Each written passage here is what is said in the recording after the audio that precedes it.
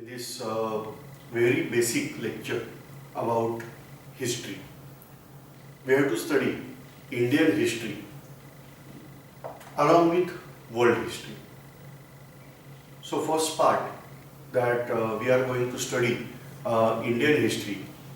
But before starting our discussion about directly history, I should give you general guideline in this first lecture about why we have to study history, then what are the topics we are going to discuss in this entire series of lectures and all that, and certain obviously basic concepts in history.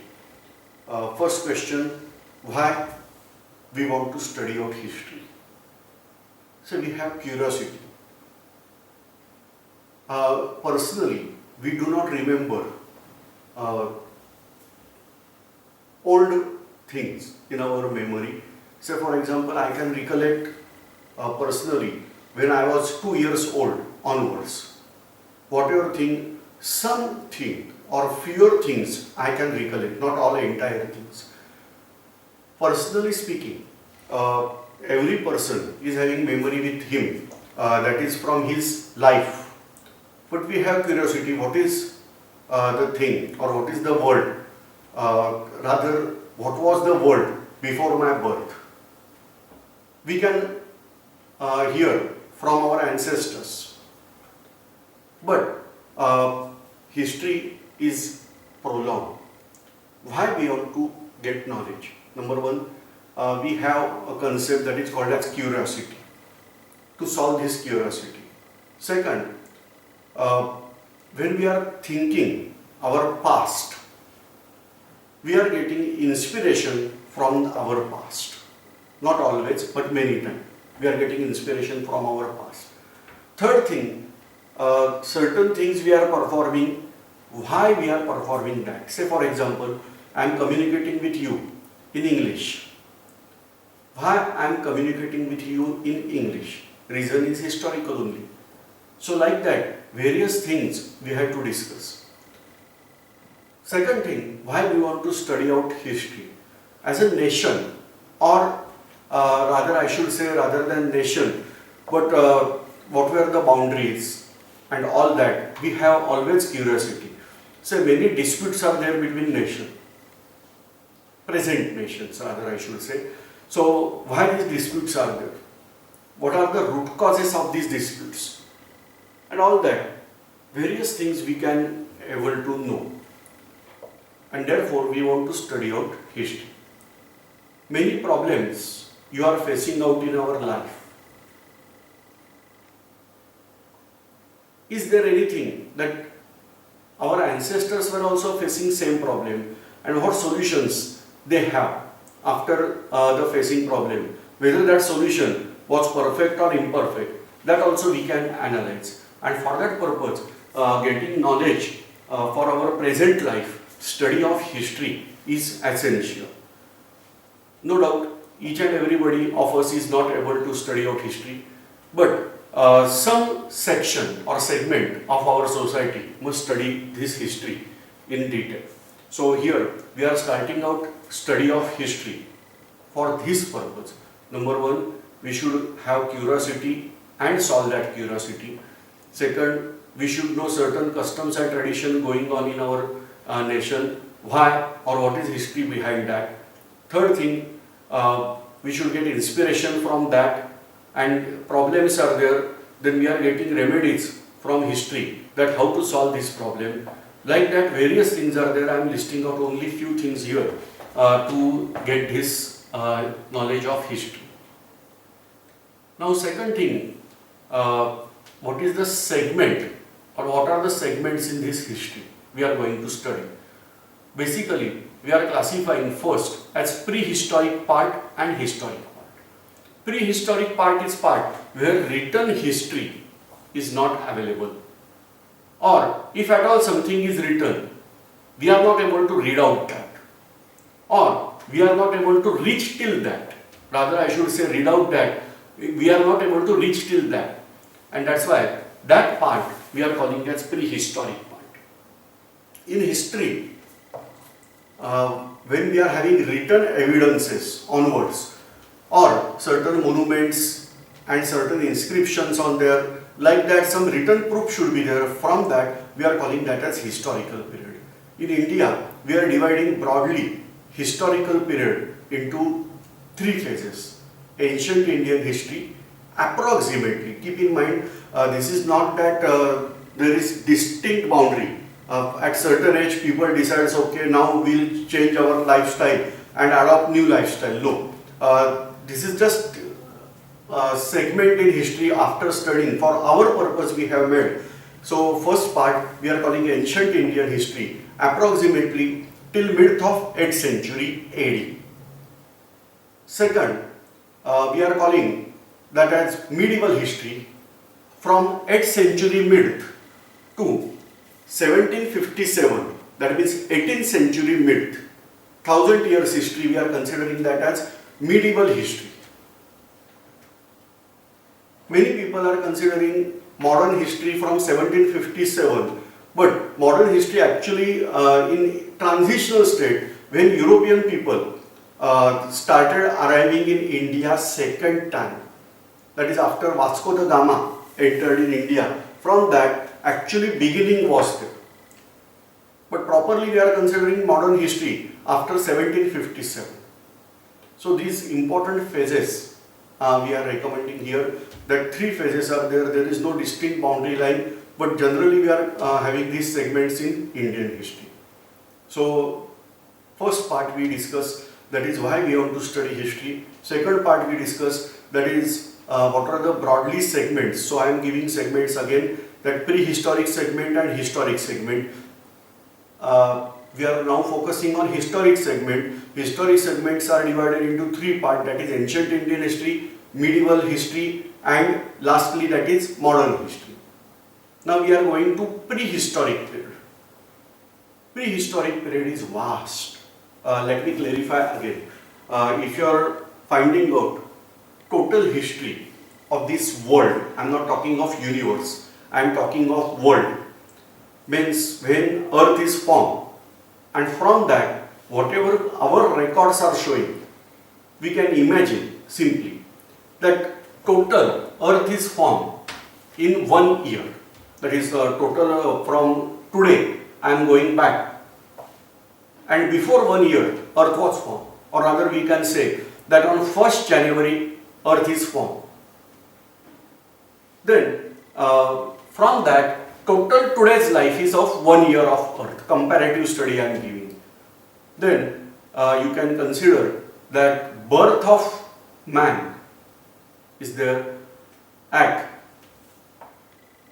January, February, March, April, like that, count till December, 31st December, midnight, 11:56, that is the birth of man.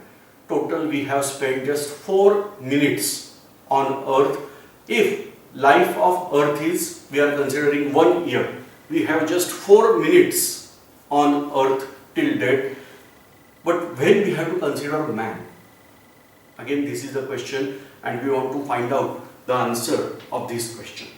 And now in order to find out these answers, I must go for a chapter that is called as evolution. This is there in biology.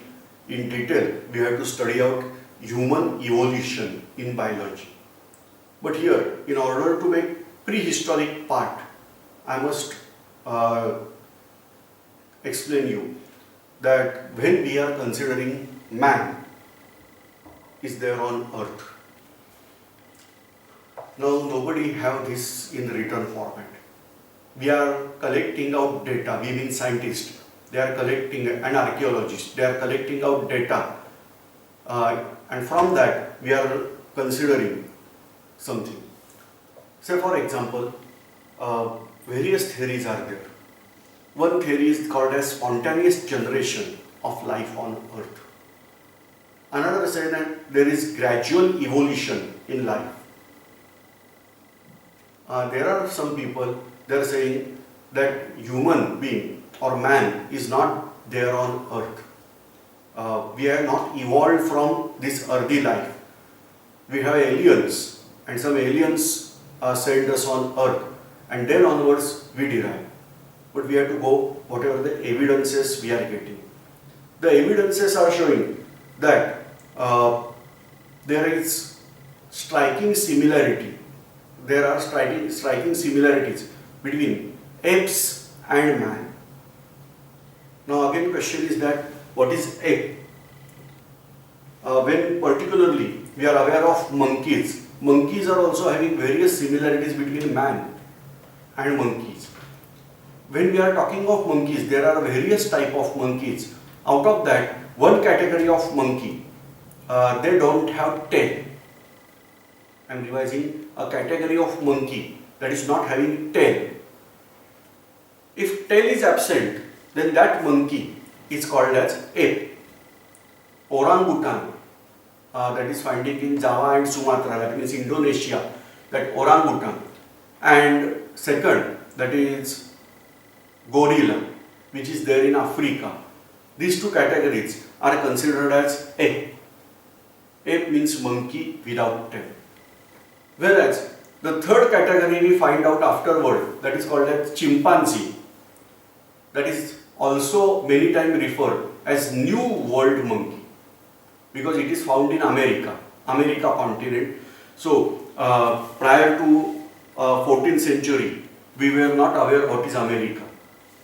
No doubt now there are certain striking research work is going on. Say for example, people named Viking, they lived in Greenland and they disappeared somewhere in end of 15th century. Over 500 years they flourished in Greenland area. But forget of that, otherwise we believe that we means what?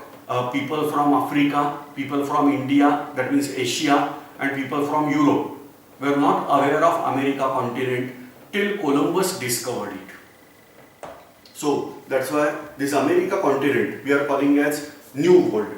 So monkeys from America continent, they are called as monkeys of New World. Now here the apes of America continent, that is chimpanzee, they are also ape. Many people are saying that Darwin says that apes are our ancestors. No, it is wrongly interpreted in biology. Actually Darwin says apes are our cousin. Now don't call your cousin as ape, but apes are considered as our cousin. That means from similar animal, one line derived as ape and other line derived as human being.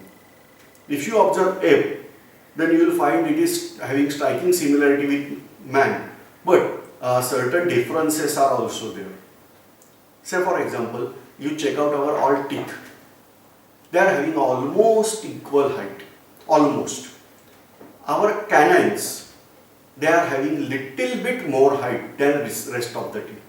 Canines means what? The pointed tooth is observed here, single one at this way, here, here and here. 4 canines are present. Now these canines, they are having sharp pointed end, little bit bigger than other teeth. But in case of ape, they are so long that lower canine, suppose I am showing this way, this is lower canine and this is upper canine, they are having overlapping nature.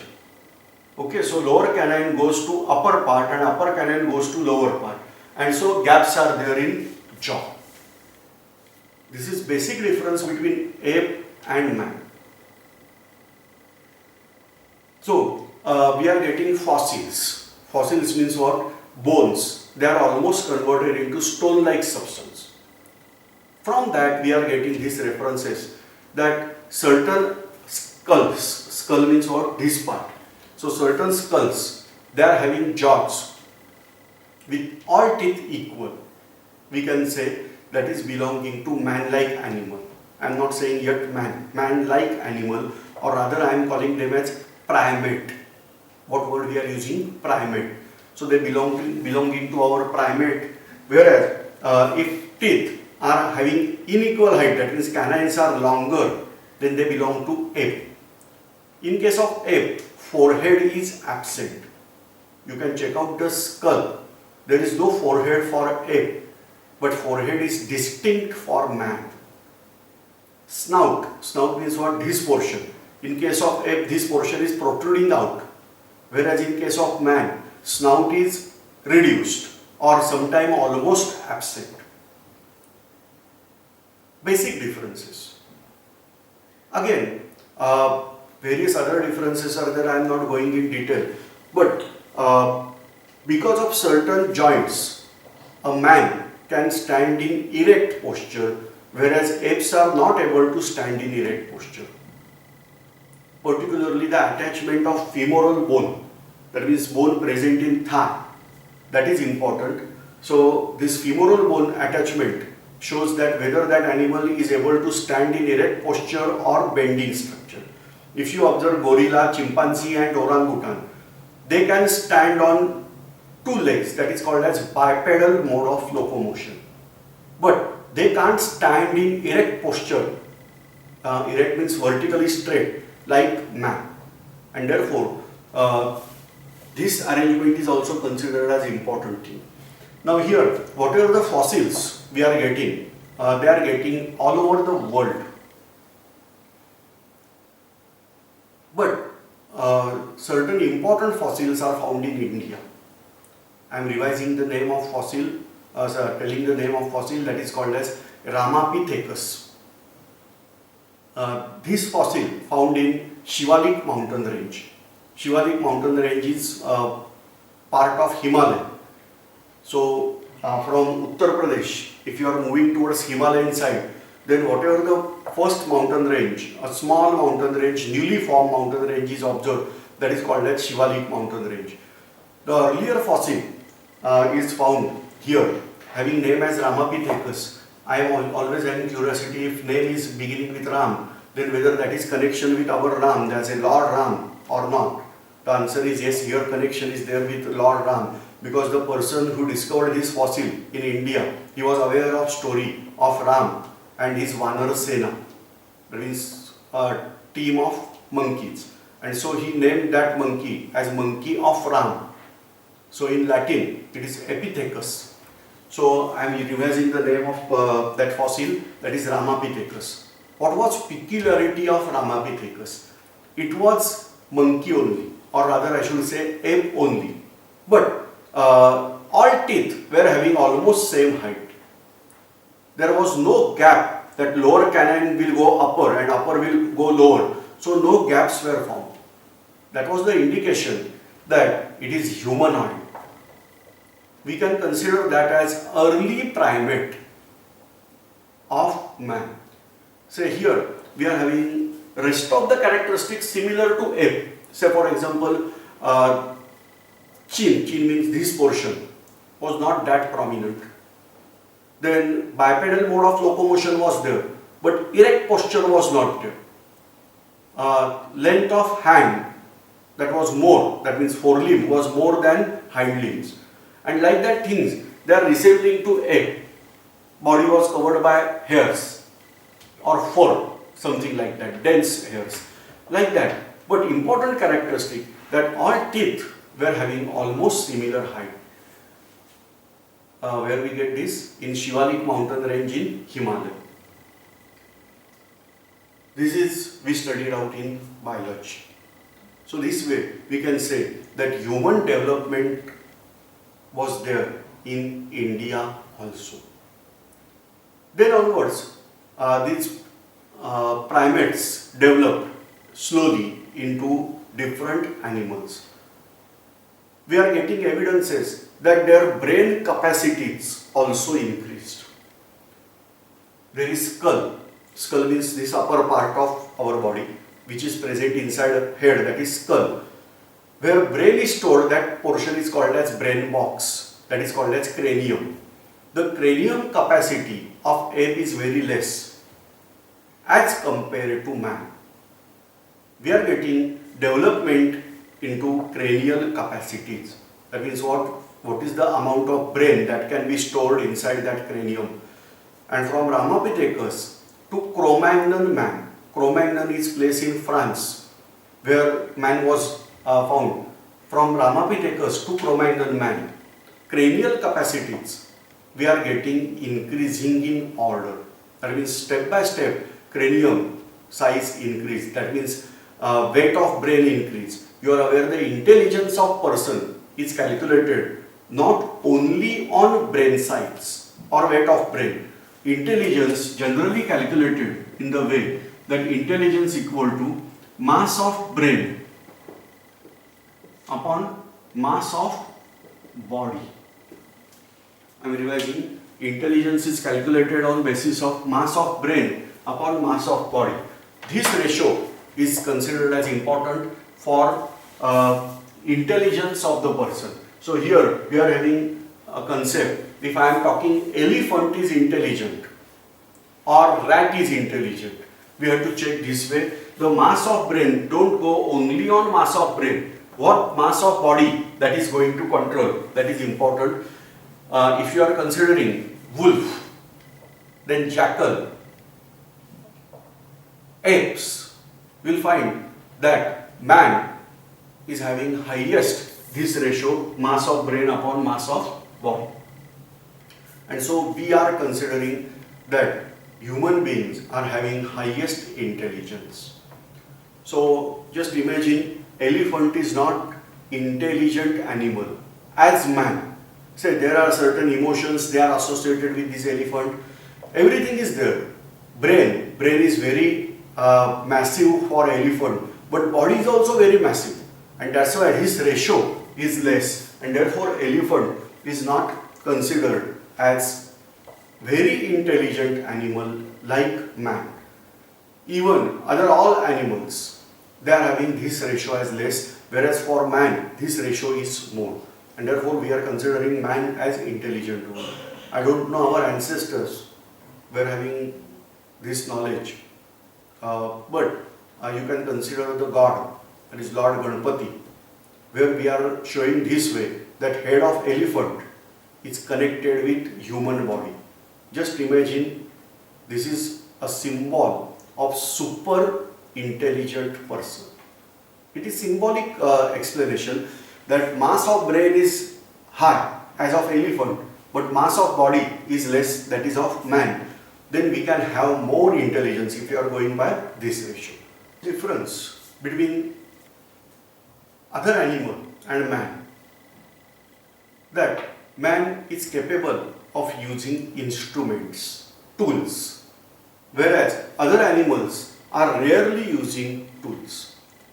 Say for example, monkey can use stone as a tool, or fruits or some object they can hold in hand and they can use, but they are not having that intelligence that they can prepare something and use it. Certain intelligence is there, but that is something like program which is fed in their brain. Say for example, construction and birds, they are having closed loop. You can check out the nest constructed by birds, particularly weaver bird. You can check out the construction work carried out by these or achieved by these birds. But all weaver birds built out their houses by similar material and similar pattern only. They will not say that okay, we will change out the shape of nest now and we will construct some different style. No, they will follow only whatever program is fed in their brain. That if you are aware of a mammal that is called as beaver. Beaver is so intelligent. Beaver construct their house inside the water.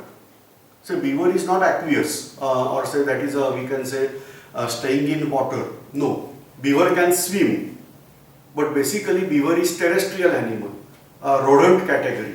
So beaver is having house something. Say this is river bed. I am showing cross section, river is flowing in this direction.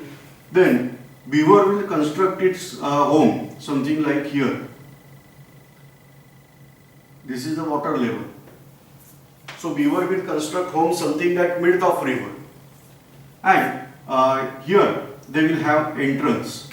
The entry of this house, so this is basically a part. This is all empty space here.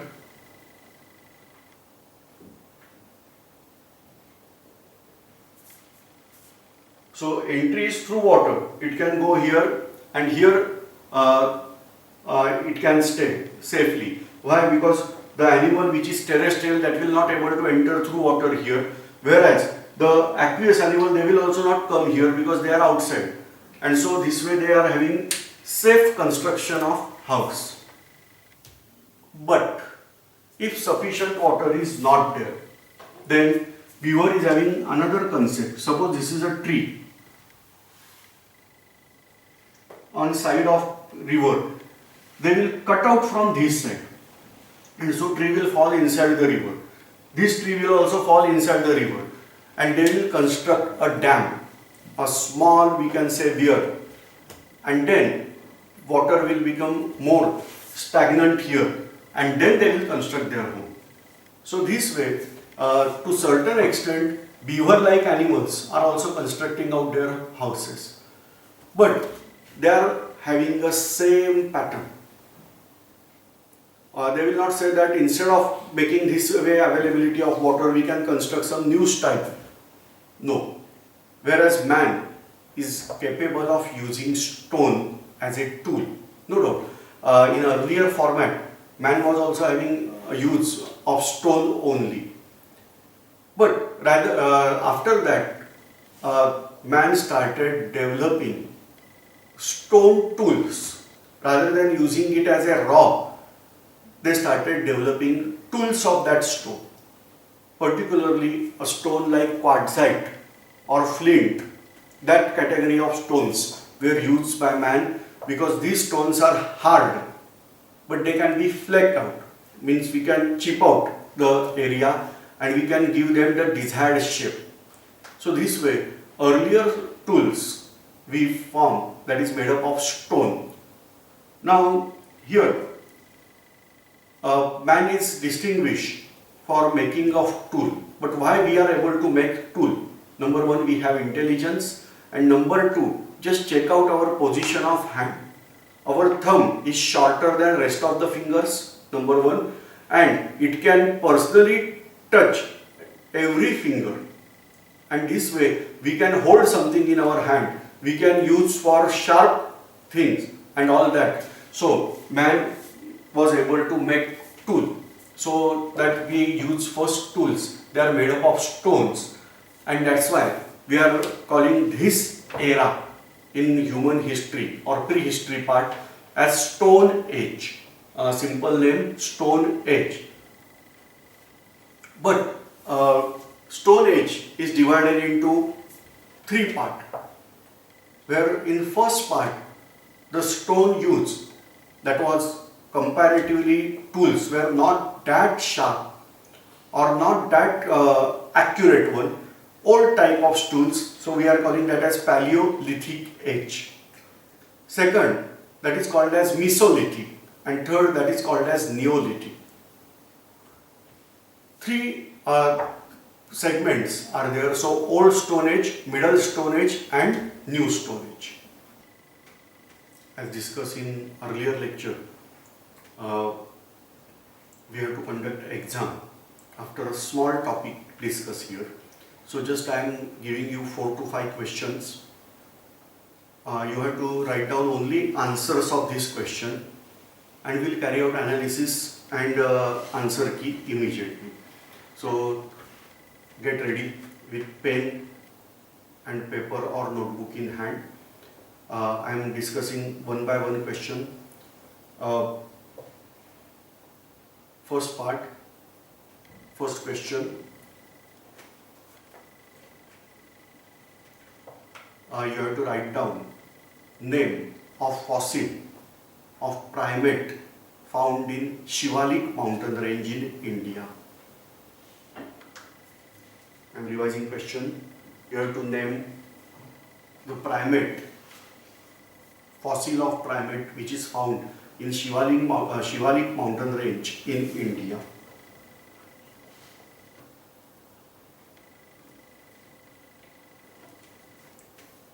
Second,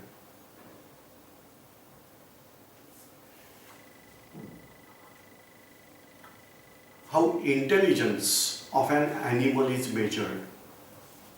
How intelligence of animal is measured. That something is there, you have to write down that formula which was there on board. Third question.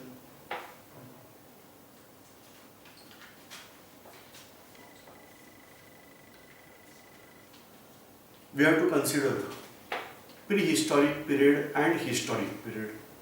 Historic period is divided into 3 segments. Broadly, write down names of these 3 segments.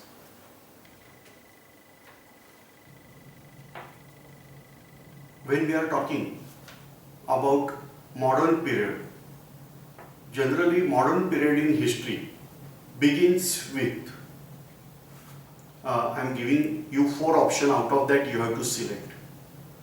Option A, by end of 8th century. Option B, by end of 12th century. Option C, by end of 14th century. And D, none of these.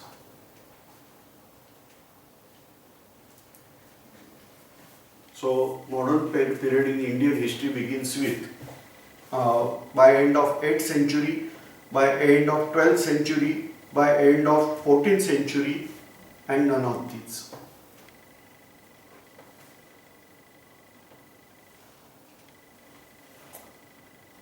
I just discussed a name of Portuguese sailor.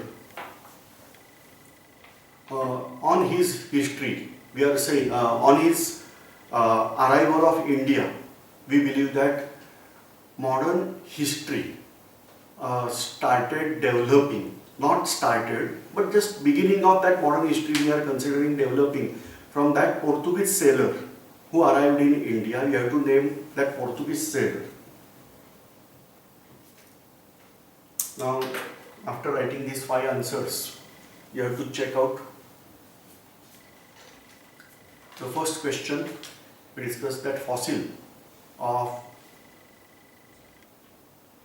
primate found in Shivalik mountain range. You have to give name of that fossil. That is, we discussed Ramapithecus. If it is right, give correct, otherwise give wrong.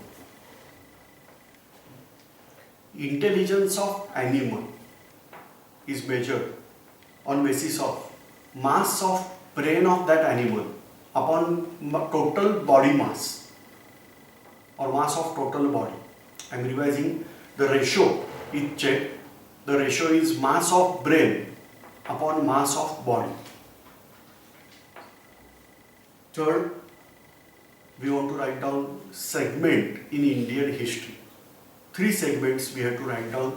So first segment, ancient era or ancient history. Second, that is medieval history. And third, that is modern history. Fourth question, when modern history begins? You are aware, modern history begins with 1757. Or beginning of modern history developed somewhere, Vasco da Gama arrived, but Vasco da Gama arrived in 1498. That means by end of 15th century he arrived. Whereas here options given that 8th century, 12th century and 14th century, they are not valid. So answer is D, none of these. And last, from what point we believe that modern history actually should develop or consider, that is arrival of Portuguese sailor in India named Vasco da Gama. We have to find out name. So Vasco da Gama. Now check out. No doubt this exam was very easy, but still check out whether you are going to score 3 or 3+ marks in the exam. If not, observe this entire lecture and then again solve these questions. Henceforth, keep in mind, when we are discussing, you are observing this on video, so you can pause and you can make note in your notebook. Keep in mind, whatever we are going to discuss here, that is not 100%. Hardly 5% we are going to discuss here. Rest 95% you have to prepare. And for that purpose, it is essential that make skeleton. Skeleton means what? Point-wise you can write down here. And then with reference of books, we have to elaborate that knowledge here. So fill in the blank, like you can keep it in your notes and fill it afterwards. So try to make notes as we are observing this video. Thanks.